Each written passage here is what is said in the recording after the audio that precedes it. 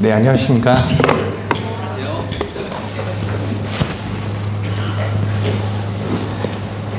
저는 1998년 제가 고등학교 1학년 때 여름 수련회를 아직도 똑똑하게 기억하고 있어요. 고등학교 1학년 때 저는 그 수련회를 통해서 이제 나를 위해서 사는 이기적인 삶을 살지 않고 주님을 위해서 살아야겠다 헌신한 계기가 되었습니다. 여러분들이 오늘 수련회를 통해서 여러분들의 인생의 그런 분기점, 전환점이 되시기를 바라는 것입니다. 지옥의 문들을 이긴 신실한 교회라는 제목으로 필라델피아 교회 시대를 살펴보도록 하겠습니다. 요한계시록 3장 8절 말씀 보시겠습니다. 요한계시록 3장 8절 말씀을 보시면 내가 너의 행위들을 아노라. 보라, 내가 내 앞에 열린 문을 두었으니 아무도 그것을 닫을 수 없노라. 이는 내가 적은 능력을 가지고서도 나의 말을 지켰고 내 이름을 부인하지 아니하였기 때문이라고 말씀하고 있습니다. 필라델피아 교회 시대는 1500년에서 1900년까지 약 400년 동안의 기간입니다. 종교개혁과 대부흥의 시대입니다. 바른 말씀을 통한 진리의 빛이 어두움을 종식시켰고 복음의 문이 활짝 열린 시대입니다. 이 시대는 우리의 가슴을 두근거리게 만들고 가슴 벅차오르게 만드는 것입니다. 교회사에서 가장 위대하고 매우 훌륭했으며 대단히 강력했던 하나님의 종들이 하나님을 위해 위대한 일들을 시도했기 때문입니다. 이 교회는 책만 받지 않고 오직 칭찬만 받은 유일한 교회입니다. 필라델피아 교회 시대를 통해서 우리는 다음 세 가지를 살펴볼 것입니다. 첫 번째는 중세 암흑 시대를 종결지은 종교개혁의 본질에 대해서 살펴볼 것입니다. 바른 성경이 자국어로 번역되어 사람들의 손에 들려지기 시작한 것입니다. 두 번째는 하나님께서 바른 성경을 통해서 얼마나 위대한 일들을 이루셨는지, 그 일에 하나님께서 어떤 사람들을 들어 쓰셨는지를 살펴볼 것입니다. 우리는 그러한 신실한 그리스도인들을 본으로 삼고 따라가야 되는 것입니다. 세 번째는 교회사에서 가장 위대하고 매우 훌륭했으며 대단히 강력했던 필라델피아 교회 시대가 왜 끝나게 되었는지 그 이유에 대해서 살펴보고 오늘날 우리가 받을 수 있는 교훈에 대해서 짧게 살펴보도록 하겠습니다. 첫 번째입니다. 종교개혁의 본질, 그리고 대부흥이 일어날 수 있었던 근본적인 원인은 바른 말씀에 있습니다. 로마 제국과 로마 카톨릭의 박해를 통해서 불빛이 꺼져가던 암흑시대, 그 암흑시대를 종결지은 것은 사람들에게 진리의 빛이 비쳤기 때문입니다. 성직자뿐만 아니라 누구라도 하나님의 말씀을 듣고 읽을 수 있도록 성경이 사람들의 손에 들려지기 시작한 것입니다. 오직 성경, 종교개혁의 모토입니다. 그 성경은 로마 카톨릭의 병개된 성서를 말하는 것이 아니라 우리가 지금까지 살펴본 것처럼 성경대로 믿는 신실한 성도들이 피 흘리면서까지 지켰던 바른 말씀입니다. 이것이 바로 종교개혁의 본질입니다. 진정한 개혁, 부흥 모두 바른 성경에서 출발하는 것입니다. 하나님께서 이 일을 이루시기 위해서 마틴 루터를 들어 쓰셨습니다. 마틴 루터는 젊은 시절 자신의 죄 문제와 구원에 대한 확신이 없으므로 극심한 불안에 시달렸습니다. 그는 죄로부터 벗어나고자 하나님의 은혜를 얻기 위해서 로마 카톨릭이 가르치던 모든 방법을 지켰습니다. 그는 수도원에서 금욕적인 삶을 살고 고행으로 죄를 씻으려고 노력했습니다. 또한 매일 몇 시간씩 고해 성사를 하며 모든 죄를 고백했지만 죄의식에서 벗어날 수 없었습니다. 성인들의 유해에 입을 맞추거나 빌라도의 계단을 무릎으로 기어 올라가는 등 공로를 쌓아 죄사함을 얻으려 했지만 그러한 인간적인 노력은 모두 실패하고 말았습니다. 루터는 자신의 노력에도 불구하고 하나님의 진노 아래 있는 죄인이라는 두려움에서 벗어날 수 없었습니다. 1512년 로마서 강의를 준비하던 루터는 의인은 믿음으로 말미암아 살리라는 로마서 1장 17절 말씀을 접하게 됩니다. 이 구절에서 루터는 오랫동안 자신을 괴롭혔던 하나님의 의가 인간의 선행이나 노력을 통해서 얻는 것이 아니라 오직 예수 그리스도를 믿는 믿음을 통해서 하나님께서 값없이 주시는 선물임을 깨닫고 구원받게 되는 것입니다. 나중에 루터가 이와 관련하여 로마서 서문을 쓰게 되는데 이는 200년 뒤에 요한 웨슬리가 구원받는 결정적인 계기가 되었습니다. 1517년 10월 31일 루터는 로마 카톨릭의 부패와 면죄부 판매 등을 비판하며 비텐베르크 성당문에 95개조 방방문을 게시했습니다. 이때가 그의 나이 34살입니다. 루터는 1521년 보름스 제국회의에서 파문당한 후 바르트부르크 성에 숨어 지내는 동안 약 11주 만에 헬라어에서 독일어로 성경을 번역했습니다. 그리고 1534년 신구약 전체를 완성했습니다. 51세가 되었을 때의 일입니다. 암흑시대 동안 로마 카톨릭은 성도들의 손에서 성경을 빼앗았습니다. 사제들만 성경을 읽을 수 있도록 만들었는데 그것도 라틴어로만 성경을 사용하겠습니다. 로마 카톨릭은 사람들이 성경을 알지 못하도록 무지하게 만들어서 사람들을 지배했던 것입니다. 그런 무지한 사람들에게 모국어로 된 성경을 손에 들려지게 하자. 그것이 루터가 성경을 번역한 목적입니다. 성경이 모든 인간의 손에 들어가게 하자. 그래서 그들이 직접 성경을 읽고 직접 말씀을 해석하며 직접 성경의 빛을 따라가서 영적인 자유를 얻게 하자. 그래서 백성들이 성경에 입각한 양심의 소리를 들으며 인간보다 하나님을 더 사랑하고 두려워하게 하자. 돈, 명예 이러한 낮은 차원의 목적으로 성경을 번역한 것이 아니라 오직 하나님의 영광을 위하여 성경을 번역한 것입니다. 하나님께서는 루터가 성경을 보급할 수 있게끔 미리 구텐베르크를 통해서 인쇄기를 예비해 주셨습니다. 루터는 성경뿐만 아니라 자신이 쓴 속죄자 그리고 팜플렛 등을 인쇄하여 보급했습니다. 구텐베르크의 인쇄기로 성경과 속죄자들이 엄청난 속도로 널리 보급될 수 있었습니다. 루터는 인쇄기에 대해서 이렇게 이야기했습니다. 이것은 복음 전파를 위해서 하나님께서 우리에게 내려주신 최대의 선물이다. 하나님께서 여러분이 복음을 전파할 수 있게끔 무엇인가 주신 것입니다. 그것을 여러분이 잘 활용하여서 복음 전파에 사용하셔야 되는 것입니다. 사람들이 모국어로 된 바른 성경을 직접 읽게 되면서 로마 카톨릭의 잘못된 교리에 의문을 제기하게 되었고 진리에 눈뜬 사람들이 곳곳에서 일어나게 되었습니다. 이는 종교개혁에 강력한 추진력을 제공했습니다. 루터 성경 이후 유럽의 자국 성경 번역의 물결이 일어났습니다. 네덜란드, 덴마크, 아이슬란드, 스웨덴, 헝가리, 슬로베니아 등 바른 말씀이 자국어로 번역되어 유럽 전역에 퍼지게 되었습니다. 루터 성경의 영향을 받은 유럽 성경들을 표시한 것입니다. 모든 사람이 하나님의 말씀을 직접 읽어야 한다는 신념하에서 이루어진 루터의 성경 번역은 암흑시대를 종결하고 종교개혁의 대부흥의 역사가 일어나는 토대를 마련한 것입니다. 종교개혁의 본질 두 번째로 살펴볼 인물은 윌리엄 틴델입니다. 윌리엄 틴델 역시 루터와 마찬가지로 누구나 성경을 읽고 깨달을 수 있도록 목숨을 걸고 영어로 성경을 번역했습니다. 모든 사람이 직접 성경을 읽고 직접 깨닫게 하자는 것입니다. 틴델은 옥스퍼드와 캠브리지 대학에서 교육받은 유능한 학자였습니다. 그는 히브리어, 그리스어, 라틴어, 독일어, 스페인어 등 7개의 국어에 능통했습니다. 그는 당시 성직자들조차 라틴어 성경을 제대로 이해하지 못하는 현실에 좌절했고 일반 평신도들이 성경을 직접 읽을 수 없다는 사실에 깊은 안타까움을 느꼈습니다. 그는 모든 사람이 성경을 읽을 수 있도록 번역된다면 밭을 가는 무식한 소년이라도 교황보다 성경을 더 잘 알게 될 것이다 라고 말하며 성경 번역에 대한 열정을 보였습니다.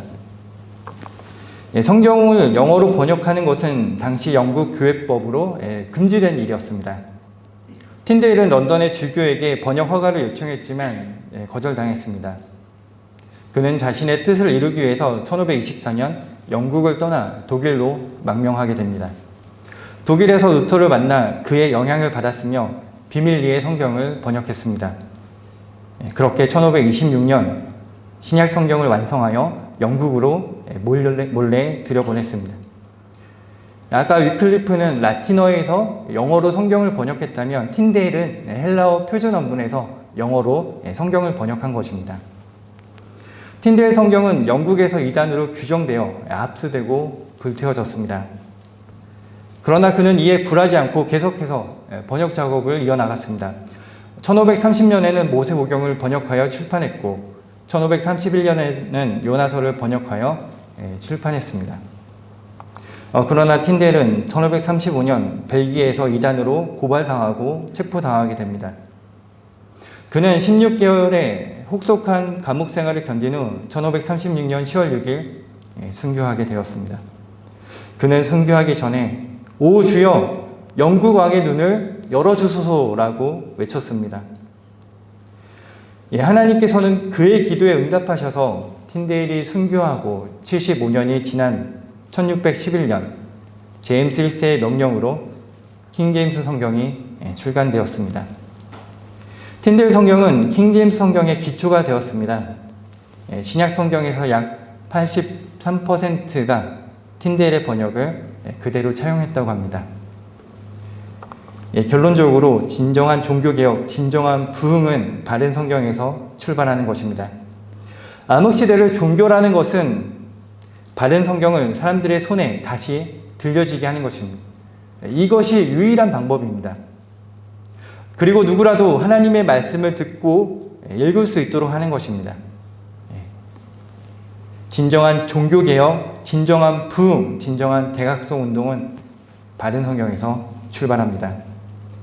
계시록 3장 8절에서 이는 내가 적은 능력을 가지고서도 나의 말을 지켰다고 말씀하고 있습니다.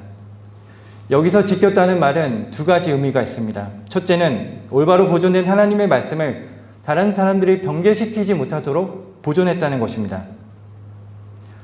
두 번째는 하나님께서 말씀을 통해서 알려주신 내용을 그대로 지켜 행했다는 것입니다.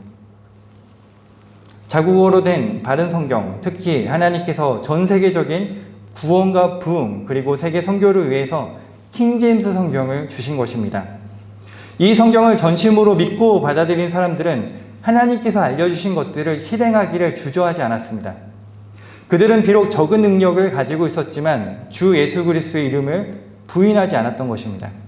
그들은 사도 바울처럼 복음을 부끄러워하지 않았고 박해와 고난이 닥쳐올 때도 예수 그리스도를 부인하지 않았습니다. 오히려 예수 그리스도를 담대히 증거했습니다. 하나님께서는 그들을 통해서 교회의 역사상 가장 위대한 필라델피아 교회 시대를 펼치게 하신 것입니다.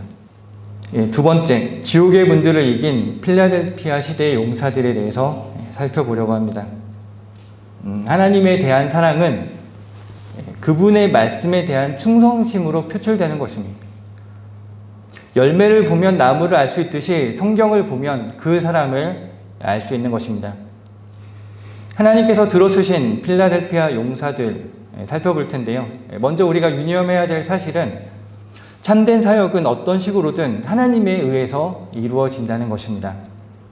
그렇기 때문에 우리는 그 사람이 얼마나 훌륭했는지 그러한 사람을 높이는 것이 아니라 그들을 사용하셔서 놀라운 일들을 이루신 하나님께 영광을 돌려야 된다는 것입니다. 필라델피아 교회 시대의 놀라운 열매에 대해서 러크만 목사님은 그 일을 행한 것은 주님과 성경이었으며 주님과 성경이 그 일을 하지 않았다면 이런 놀라운 역사는 이루어질 수 없었다고 그렇게 말씀하시는 것입니다. 필라델피아 시대 용사들 첫 번째는 요한 웨슬리입니다. 웨슬리는 1735년 10월 미국 인디언들에게 복음을 전하기 위해서 미국으로 떠났지만 당시에는 아직 구원받지 못한 상태였습니다. 웨슬리는 계속해서 설교했지만 많은 결실을 얻지 못했습니다. 그때 깨달은 것은 무엇인지는 모르겠지만 뭔가가 부족하다는 것이었습니다. 그러던 중 1738년 5월 24일 모라비안 교회의 기도 모임에 참석하게 됩니다.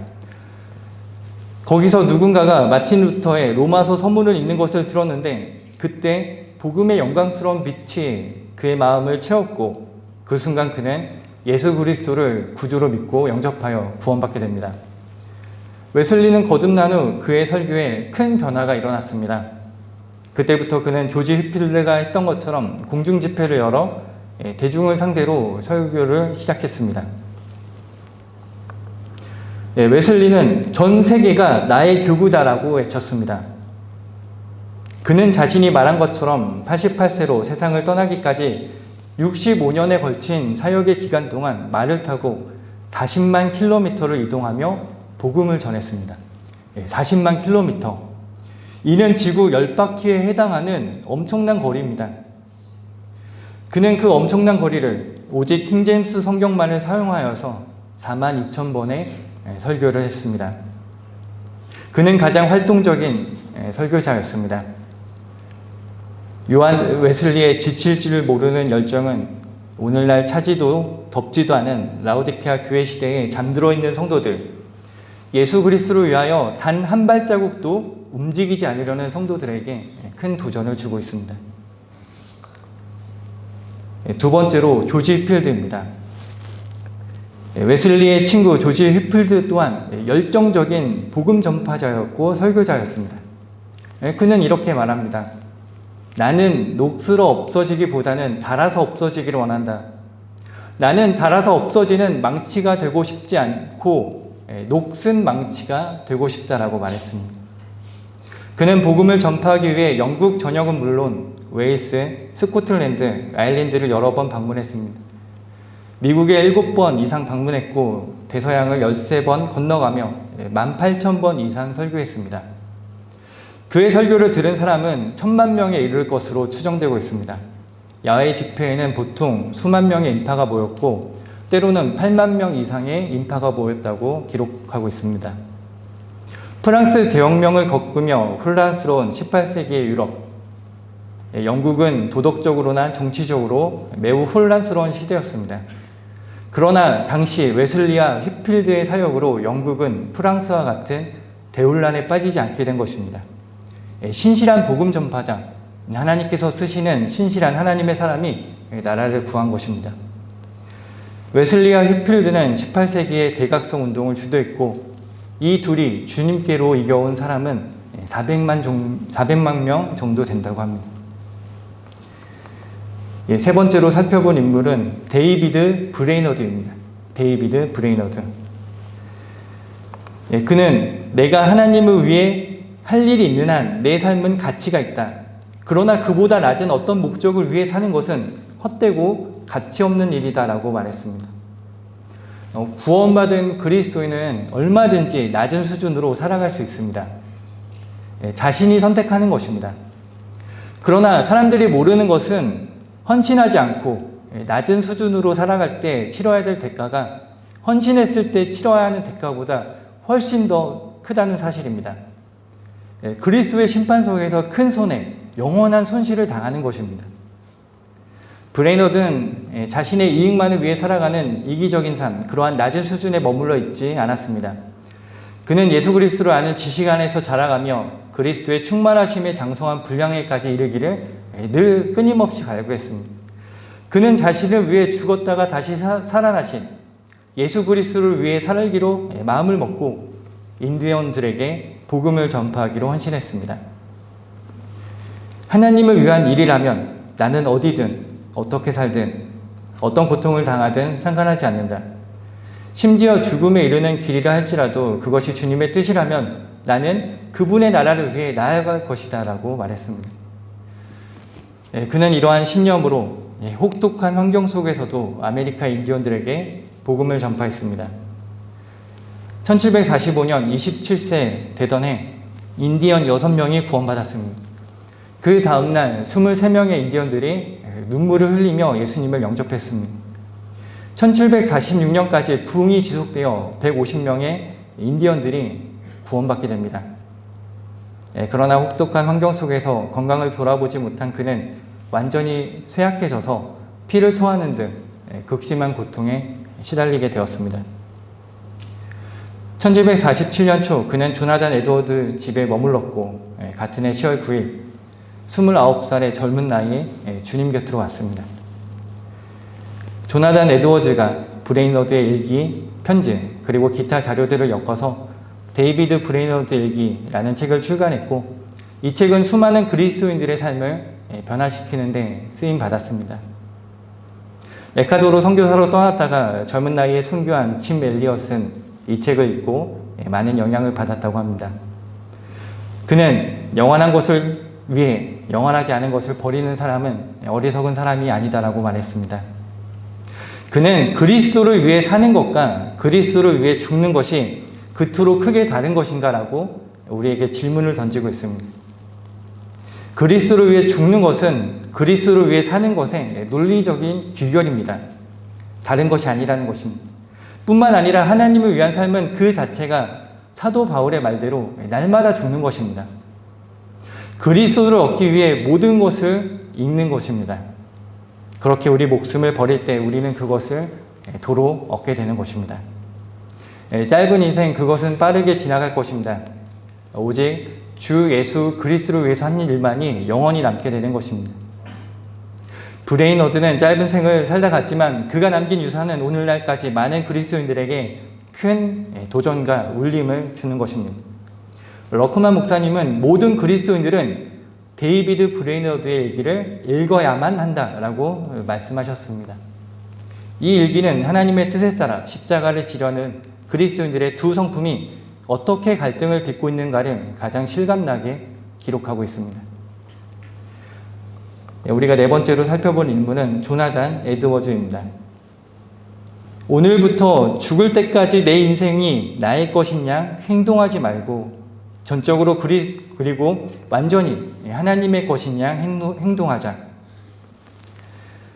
조나단 에드워즈는 20살 무렵 70가지의 결심문을 작성했다고 합니다. 그리고 매일, 매주, 매달, 매해 그 결심문을 통해 자신의 삶을 성찰하고 점검했다고 합니다. 방금 인용한 문구가 바로 70가지 결심문 중 하나입니다. 우리도 에드워즈를 본받아서 내가 오늘 했던 말과 행동이 그리스도의 심판석에서 어떻게 발견될 것인지를 매일 점검해 본다면 우리의 삶은 분명 달라지게 되는 것입니다. 하나님께서는 그렇게 철저하게 자신을 준비한 조나단 에드워즈를 들어 쓰셨고 그가 1741년 성난 하나님의 손 안에 떨어진 죄인들이라는 설교를 했을 때 대각성 운동이 일어나도록 하신 것입니다. 그가 이 설교를 했을 때 격앙된 목소리로 크게 외친 것도 아니고 그저 설교 원고를 차분하게 읽었을 뿐인데 하나님의 강력한 역사가 임했고 그 결과 500명이 넘는 죄인들이 회심하게 되었습니다. 우리가 다섯 번째로 살펴볼 인물은 찰스 피니입니다. 1차 대각성 운동은 휘필드와 조나단 에드워즈를 중심으로 일어났다면 2차 대각성 운동은 찰스 피니를 중심으로 일어났습니다. 찰스 피니는 킹제임스 성경으로 수많은 도시에서 집회를 열며 복음을 전했습니다. 그는 구원받으려면 개인이 주님을 영접해야 한다라고 전파하면서 구원에 관한 개인의 자유의지와 책임을 강조한 것입니다. 그가 장로교회에 속한 칼빈주의자였음에도 불구하고 하나님의 은혜의 복음, 지옥을 설교했던 것입니다. 그의 사역으로 50만 명 이상의 사람들이 회심했는데 이와 같은 부흥의 비결은 바르게 보존된 킹제임스 성경과 진지한 기도에 있었습니다. 그는 이렇게 말합니다. 기도가 중단되지 않는 한 반드시 부흥이 뒤따라왔다. 그리고 나는 오직 성경을 나의 교본으로, 성령님을 나의 교사로, 기도를 나의 힘으로 삼았기에 하나님의 놀라운 도구로 사용될 수 있었다고 고백하고 있습니다. 그리고 마지막으로 살펴볼 사람은 D.L. 무디입니다. 여러분은 에드워드 킴보를 아십니까? 그는 주일학교 교사였고 1855년에 당시 15살이었던 D.L. 무디를 주님께로 이겨온 그러한 형제였습니다. 에드워드 킴볼의 그 구령 사역으로 인해서 큰 열매를 거두게 된 것이죠. 무디는 성장하여서 100만 명 이상을 주님께로 이끌어왔고, 또 무디는 영국에서 목회를 하고 있던 F.B. 마이어에게 지대한 영향을 끼치게 됩니다. F.B. 마이어는 미국으로 건너와서 윌버 체프만의 마음에 전담 복음 전파자가 되어야겠다는 그런 도전을 심어주게 됩니다. 체프먼은 전담 사역을 위해 동역자를 찾던 중 빌리 선데이가 그의 사역에 합류하게 되는 것입니다. 이후 빌리 선데이는 모르드케햄의 사역의 지평을 넓혀 주었습니다. 여러분, 에드워드 킴볼이 무디를 구령했을 때 이러한 위대한 열매가 있을 것이라고 상상이나 했을까요? 휴파일 목사님이 러크만 목사님을 구령하셨을 때 한국의 성경대로 믿는 그리스도인들이 생겨날 것을 아셨을까요? 그들은 단지 자신에게 복음을 전파할 기회가 주어졌을 때 주저하지 않고 신실하게 복음을 증거했을 뿐입니다. 그렇게 누군가가 계속해서 끊임없이 신실하게 복음과 진리를 증거했기 때문에 오늘날 우리가 바른 말씀과 복음이 우리 손에 들려지게 된 것입니다. 이제 그 차례가 우리에게 넘어온 것입니다. 이제 우리 차례입니다. 여러분이 혹시 구령하고 여러분이 진리로 인도한 그 한 사람이 무디와 같이 신실하게 쓰임 받는다면 그것만큼 기쁜 일이 있겠습니까? 하나님께서는 킹제임스 성경을 믿고 사역한 종들을 크게 축복하신 것입니다. 러크만 목사님의 교회사에 보면은 이 시대에 대해서 이렇게 평가하셨습니다. 그들이 신실하게 전한 복음은 초원을 태우는 불처럼 아메리카, 캐나다, 미합중국, 아시아로 번져나갔고 사람들은 수천 명씩 구원을 받게 되었습니다. 성경이 가는 곳마다 교육의 규범이 세워졌습니다. 성경이 가는 곳마다 하나님께서 물질적인 부와 건강을 축복하셨습니다. 성경적인 기독교 신앙의 힘은 그렇게 위대했습니다. 5만 번의 기도 응답을 받은 조지 뮬러, 근대 선교의 아버지라고 불리는 윌리엄 캐리. 그는 하나님으로부터 위대한 일을 기대하라, 하나님을 위해서 위대한 일을 시도해라 라고 말했습니다. 향상된 계시를 받은 존 다비아, C.I. 스코필드, 설교의 황태자 찰스 스펄전, 위대한 찬송 작사자 화니 크로스비, 그 외에도 여기에 이름을 다 열거하지 못한 수십 명, 수백 명의 신실한 그리스도인들이 있습니다. 정말로 그들에 대해서 이야기를 하자면 끝이 없는 것입니다. 히브리서 1장 32절 말씀을 빌리자면 내가 무슨 말을 더 하리요? 존 뉴턴, 존 낙스, 헨리 마틴, 허드슨 테일러, 아도니람 더드슨, 존 페이튼, 조나단 고포드, 월리엄 부스, 빌리 선데이, F.B. 마이어, R.A. 토레이, 피터 카트라이, 프란시스 에즈버리, 셀던 잭슨, 드위트 탈마지와 신실한 하나님의 종들에 관하여 말하려면 내게 시간이 부족하리라. 제가 강의안을 만드는 데 시간이 오래 걸린 것이 아니라 강의안에서 빼는 데 오래 걸렸습니다. 그만큼 이야기할 내용들이 너무 많은 것입니다. 한 달 내내 해도 할 수 있을 것 같습니다. 하나님께서 쓰신 종, 신실한 종, 많은 열매를 맺었던 종, 오늘날도 회자하고 있는 그런 사람들, 그들은 오직 킹제임스 성경만을 믿었고 신실하게 복음을 증거했으며 로마 카톨릭과 성경 변개자들, 철학과 과학, 공산주의, 하나님의 말씀을 반대하는 지옥의 문들과 담대하게 싸워서 승리한 사람들입니다. 세상은 그들이 살만한 때가 못 되었으므로 세상을 변화시키고 이 땅의 천년왕국을 실현시키려는 그러한 헛된 수고를 하지 않았습니다. 오직 주 예수 그리스도의 재림을 간절히 소망하며 기다리는 가운데 자신에게 맡겨진 그 위대한 과업을 수행했던 것입니다. 필라델피아 교회 시대는 정말로 열린 문의 시대였습니다. 그러나 당시에도 수많은 방해와 박해, 조롱이 뒤따른 것입니다. 사도 바울도 고린도전서 16장 9절에서 이는 내게 크고도 효과적인 문이 열렸으며 또 대적하는 자들도 많기 때문이라 라고 말하고 있습니다. 문이 열리면 대적하는 자들도 많아지기 마련입니다. 하나님의 역사가 있는 곳에는 반드시 마귀의 공격과 방해가 뒤따르게 되어 있습니다. 2000년 교회사가 증거하고 있고 여러분들의 교회 생활이 그것을 목도하고 있는 것입니다. 그러나 지옥의 분들은 바른 성경을 믿음과 또 바른 성경을 믿음과 실행의 최종 권위로 삼은 그런 신실한 교회 앞에 패배할 수밖에 없었던 것입니다. 우리가 여기서 받아야 될 그런 교훈들이 있습니다. 여러분의 롤모델 있으십니까? 여러분이 따르고 있는 그런 그리스도인들이 있습니까? 우리 앞에 이렇게 따라가야 될 롤모델이 또 삼을 만한 그런 따라가야 될 그리스도인들이, 신실한 그리스도인들이 많이 있다는 사실에 우리는 감사해야 되는 것입니다. 로크만 목사님은 멘토로 삼은 4명의 그리스도인이 있다고 말씀하셨습니다. 샘 존스, 프랭크 노리스, 밥 존스 시니어, 그리고 토마스 드위트 탈마제. 이상 4사람이 내가 존경하는 멘토들이다. 물론 현대 인물 말고도 필자가 롤 모델로 삼고 따르는 옛날의 위대한 그리스도인들도 있다.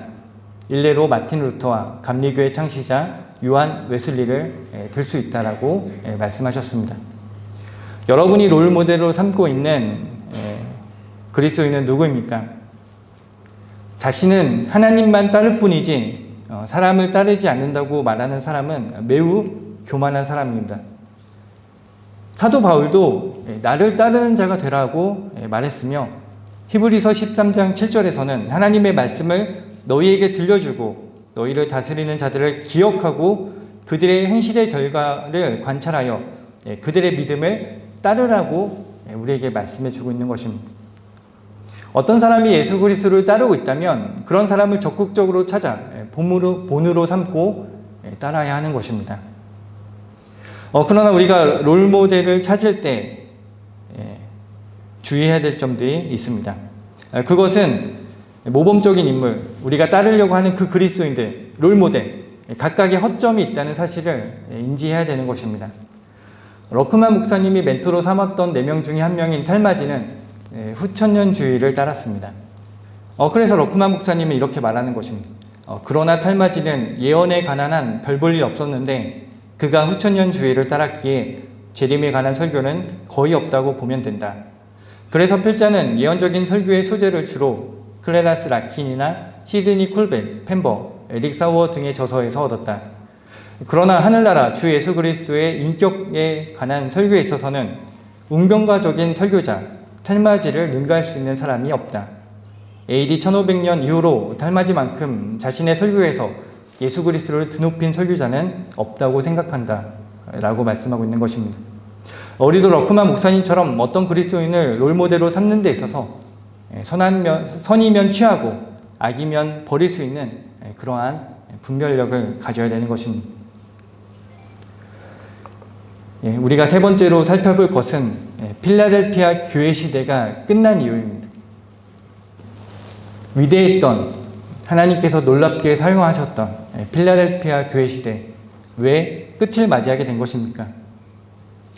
1904년까지 미국과 영국의 성경 공회에서 펴낸 모든 성경들은 킹제임스 성경과 표준 원문에서 나온 번역본들이었습니다.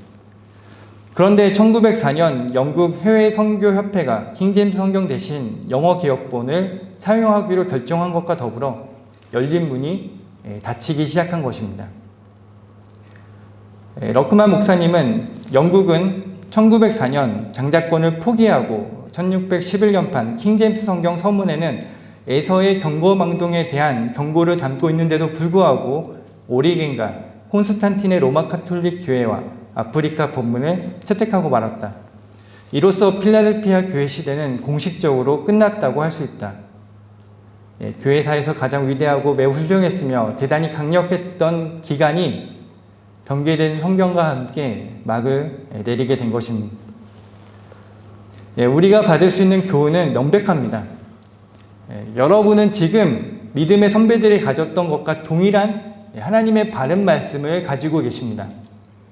우리에게는 바른 성경이 있고 바른 지식이 있습니다. 지식에 있어서는 우리가 그들보다 앞선다고 말할 수 있을 것입니다.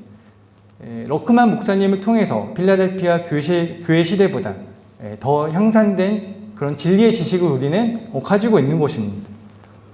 그런데 우리의 문제는 그러한 지식에 있는 것이 아니라 실행하지 않는 데 있습니다. 내가 아는 것, 그리고 믿는 것, 그리고 실행하는 것 사이에 간격이 너무나도 큰 것입니다.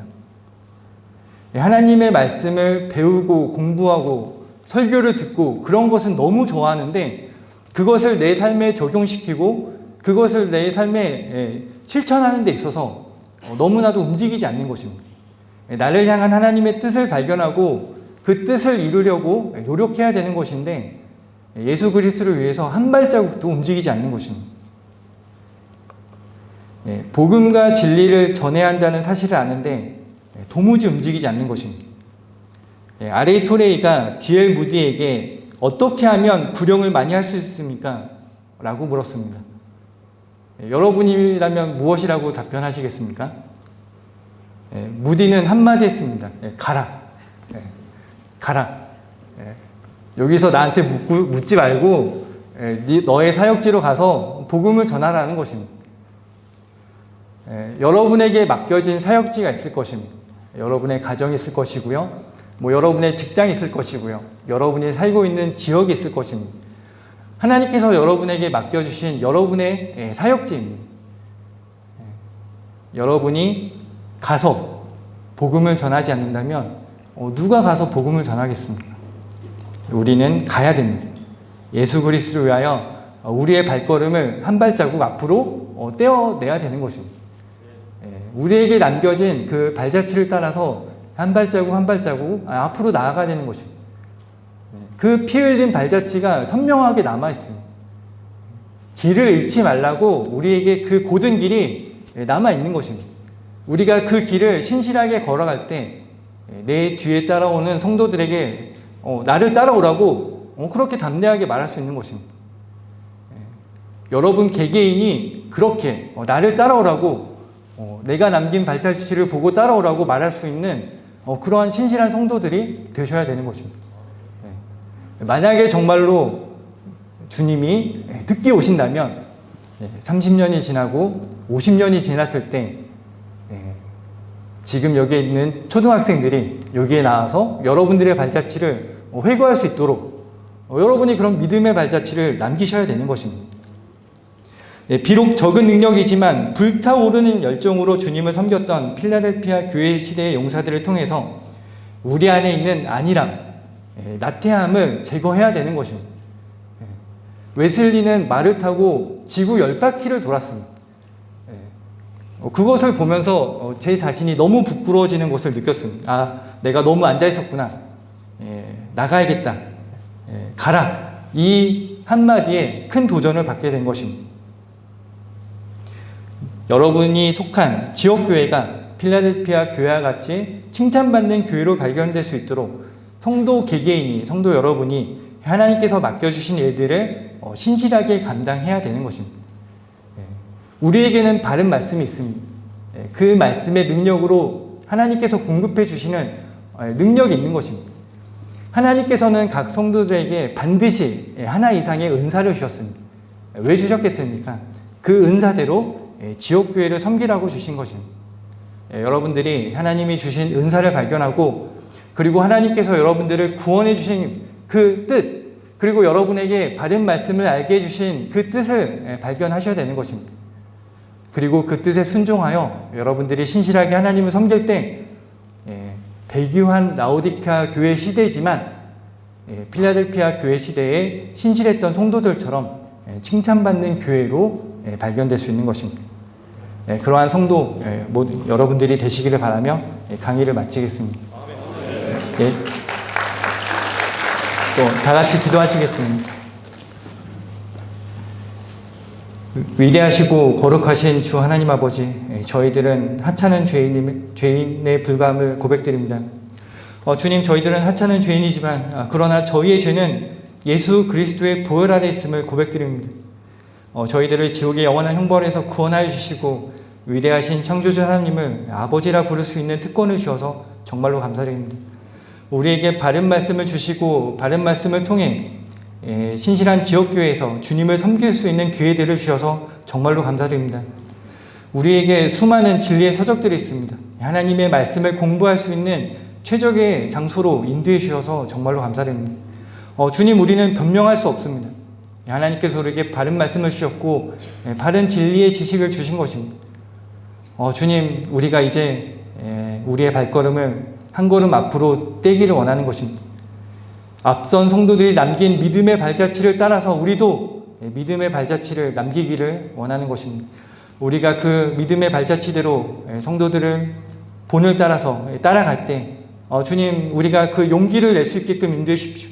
우리가 주저앉거나 뒤로 물러서지 않고 세상과 맞서서 또 비진리와 맞서서 앞으로 나아갈 수 있게끔 인도해 주십시오. 우리가 앞으로 나아갈 때 하나님, 우리에게 말씀을 통해서 능력을 주십시오. 우리가 신실하게 복음을 증거해서 이 민족을 예수 그리스도께로 이끌 수 있도록 인도해 주십시오. 우리 안에 참된 부흥이 일어날 수 있게끔 인도해 주십시오. 각 지역교회가 주님 안에서 부흥을 맞이하고 대각성 운동이 일어나고 그 지역을 주님께로 이겨오는 놀라운 역사들이 계속해서 이어질 수 있게끔 주님 역사해 주십시오. 그 일을 위하여 우리가 헌신하고 우리의 몸을 주님께 거룩한 제물로 산제물로 드리고 우리를 향한 주님의 뜻을 발견하고 거기에 순종하는 신실한 그리스도인들로 발견될 수 있게끔 인도해 주십시오. 우리 모두가 예수 그리스도의 날에 그리스도의 심판석에서 잘했다 칭찬받는 종들로 발견될 수 있도록 인도해 주십시오. 주님, 모든 것에 감사드립니다. 이후에 있을 모든 일정들 주님 주관해 주시고 주님 홀로 영광 받아 주시며 이 모든 일들을 통해서 우리가 도전받고 또 주님 앞에 헌신하는 좋은 계기가 될 수 있게끔 주님 수련회를 삼아 주십시오. 모든 것에 감사드리며 곧 다시 오실 주 예수 그리스도의 이름으로 기도드렸습니다. 아멘. 그리스도인은 한글 킹제임스 성경을